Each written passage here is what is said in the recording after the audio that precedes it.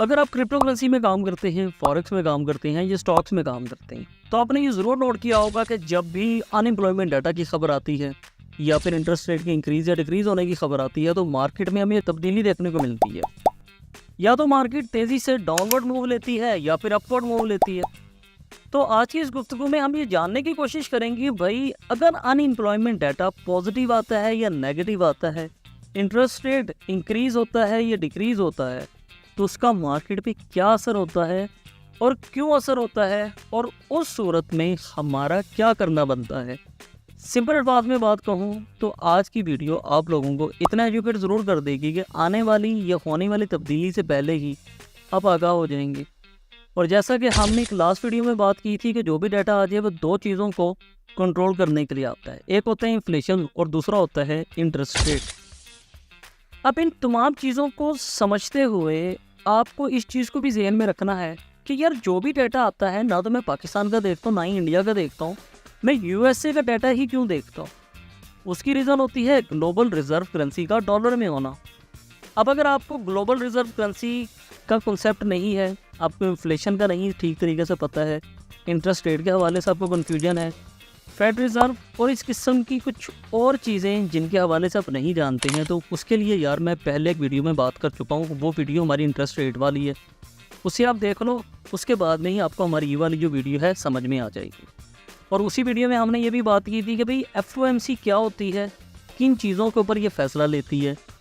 अगर FOMC interest rate के कम या ज़्यादा होने का बताती है, इसी तरीक़ाकार से FOMC ही इस बात को वाज़ेह करती है कि इस साल में अनएम्प्लॉयमेंट रेट इंक्रीज़ होगा या डिक्रीज़ होगा।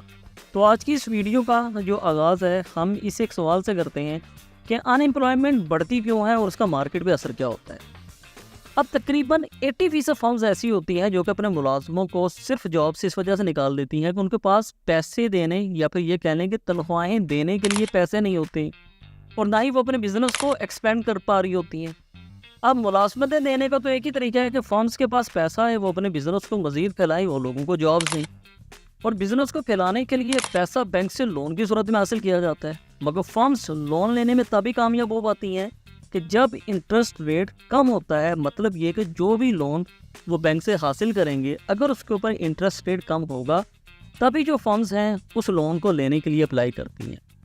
अब यहाँ पे आपको इस बात को बहुत गौर से समझना होगा कि जब अनएम्प्लॉयमेंट बहुत ज़्यादा बढ़ जाती है तो फेड, मतलब कि सेंट्रल बैंक ऑफ अमेरिका पे दबाव बनता है कि इसे कंट्रोल में लाया जाए। और फिर फेड क्या करता है, लोन और फिक्स्ड इन्वेस्टमेंट पे इंटरेस्ट रेट कम कर देता है। अब जब इन्वेस्टर्स को इस बात का पता लगता है कि हमारी फिक्स्ड डिपॉजिट के ऊपर जो इंटरेस्ट रेट था कम हो गया है, वो क्या करते हैं, बैंक से पैसा निकाल कर मुख्तलिफ बिजनेसेस, क्रिप्टो, फॉरेक्स, स्टॉक्स में इन्वेस्ट कर देती हैं। एक सूरत हाल ये हो गई। दूसरा क्या होता है, दूसरी साइड पे इंटरेस्ट रेट कम होने की वजह से वो फर्म्स जो कि पहले बैंक से लोन नहीं ले पा रही थी, वो बैंक से लोन लेकर अपने बिजनेस में इन्वेस्ट करती हैं, जिसकी वजह से उनका बिजनेस एक्सपेंड करने लगता है, लोगों को जॉब्स मिलने लगती हैं और हासिल शुदा तनख्वाहों में से कुछ पैसा मार्केट में इन्वेस्ट होने लगता है। और फिर मार्केट में हमें एक अच्छा खासा पंप देखने को मिलता है। और अगर इस बात का मैं खुलासा करूं तो अनएम्प्लॉयमेंट का बढ़ना मार्केट में अपवर्ड मूव का बायस बनता है, और अनएम्प्लॉयमेंट का एक खास लेवल से गिर जाना मार्केट में डाउनवर्ड मूव का बायस बनता है। इस बात को भी समझ लीजिए। जब मुलाजमीन को मुसलसल तोहफाएँ मिल रही होंगी तो हर शख्स अपनी ज़रूरत की चीज़ें खरीदने के लिए मार्केट में निकलेगा और उन्हें चीज़ों को ख़रीद लेगा। लोगों के पास पैसा जो है बढ़ने लग जाएगा। अब दूसरी सूरत में हो क्या रहा है कि मार्केट में जो बिकने वाली चीज़ें हैं वो तो लिमिटेड ही है, और रिसोर्सेज में एज सच इतनी कोई ख़ास तब्दीली नहीं आई है, प्रोडक्शन में इतनी कोई ख़ास तब्दीली नहीं आई है, सिर्फ लोगों के पास में पैसा बढ़ा है। अब क्या होगा कि जब मार्केट में ज़्यादा लोग चीज़ें खरीदने के लिए निकलेंगे तो चीज़ों की जो कीमतें हैं वो बढ़ने लगेंगी, पैसे की वैल्यू गिरने लगेगी, और इस तरह से आगाज़ होता है इन्फ्लेशन का। और इन्फ्लेशन को कंट्रोल करने के लिए बैंक्स क्या करते हैं, इंटरेस्ट रेट दोबारा से बढ़ा देते हैं, जिसकी वजह से पैसा मार्केट से निकलता है। मतलब ये कि क्रिप्टो, स्टॉक्स, शेयर्स, फॉरेक्स, इन तमाम चीज़ों से पैसा निकल कर बैंक्स में आ जाता है, क्योंकि जो बैंक्स होती हैं ज़्यादा इंटरेस्ट रेट भी दे रही हैं, और वो जो मतलब कि अर्निंग का रिसोर्स है एक सेफ़ है, तो मार्केट से पैसा निकल कर बैंक्स में आ जाता है, जिसकी वजह से हमें मार्केट में डाउनवर्ड मूव देखने को मिलती है।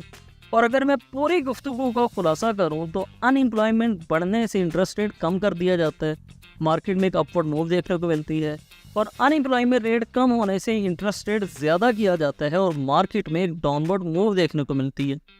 अब अनएम्प्लॉयमेंट रेट कम हुआ है या ज़्यादा हुआ है, इसका हमें कैसे पता चले? तो इसके लिए हमारे पास में ये 2 वेबसाइट्स हैं।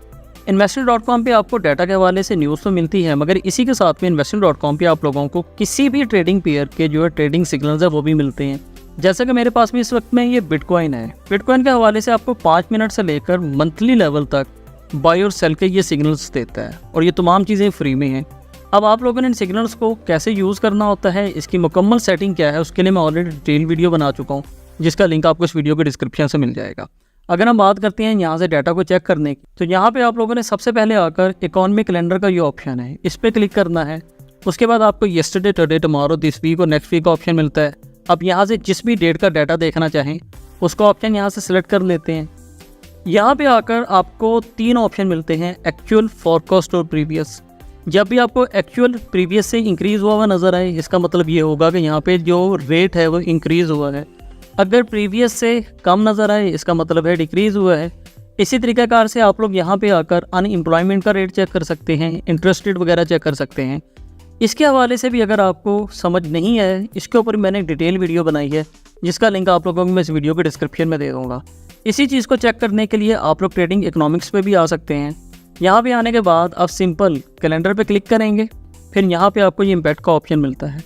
आपने यहाँ से जो 3 स्टार है उसे सिलेक्ट करना है। मतलब ये कि हम यहाँ पे जो भी डाटा देखने वाले हैं वो हाई लेवल का देखने वाले हैं, लो डाटा सामने यहाँ पे नहीं रखने हैं।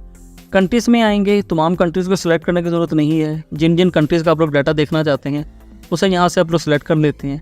अब अगर आप लोग यहाँ पे देखो तो आपको एक्चुअल, फोरकास्ट और प्रीवियस इन तीनों को ही फॉलो करना है। जैसा कि मैंने आपको पहले बताया, अगर आपका एक्चुअल प्रीवियस से ज़्यादा आ जाता है तो इसका मतलब ये होता है कि रेट इंक्रीज़ हो गया। अगर प्रीवियस से एक्चुअल कम आ जाता है तो इसका मतलब होता है कि डिक्रीज़ हो चुका है। किसी भी किस्म की कन्फ्यूजन हो, अगर आप लोगों को फिर भी समझ ना आए कि इस डाटा को कैसे चेक करना है, तो आप लोग मुझे कमेंट कीजिएगा। मैं आप लोगों को एक फ्रेश वीडियो बनाकर दे दूंगा। अलबत्ता एक ऑलरेडी वीडियो बनाई हुई है जिसका लिंक आपको इस वीडियो के डिस्क्रिप्शन से मिल जाएगा। अगर इस वीडियो में कोई कमी रह गई है, कुछ और जानना चाहते हैं, हमें कमेंट करके लाजमी बताएं, सो दैट हम आप लोगों के लिए कुछ ऐसा ही कंटेंट लेकर आते रहें। मिलते हैं नेक्स्ट वीडियो में, इजाज़त दीजिए, ख्याल रखिए, बहुत शुक्रिया, अल्लाह हाफिज़।